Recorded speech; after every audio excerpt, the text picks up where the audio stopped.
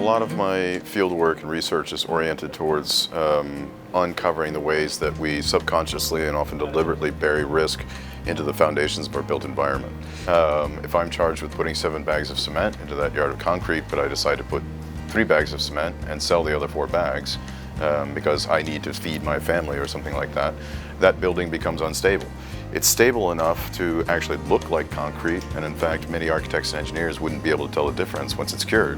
You can build a building on top of it and it may stay there for 10 or 20 years, but it's not programmed to resist the risks associated with any sort of seismic disturbance or foundation settling or something like that.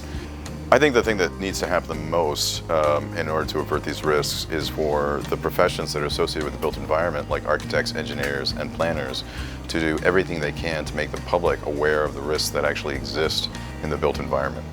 I think the public can feel very safe in most of their buildings, but where they're not safe, we need to do an aggressive job of telling them that they're not, so that the public can manifest the energy and the political will to actually change it. It takes decades to set up the conditions that are necessary to actually have a full-scale disaster.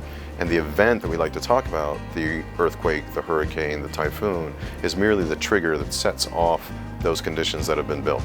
So it's the humility in front of that very, very complex problem that enables architects to develop meaningful solutions, as opposed to just putting up 4 walls and a roof and saying, hey, we fixed the problem of disaster. The biggest lesson that I learned is not to wait for a disaster to start working on disaster. There's a lot of good in the human race, and disaster has that funny way of bringing out the best in people, and allows one to maintain a constant reservoir of faith in the human ability to advance civilization and to learn from our mistakes. And in that sense, I expect that we'll figure out this disaster thing eventually.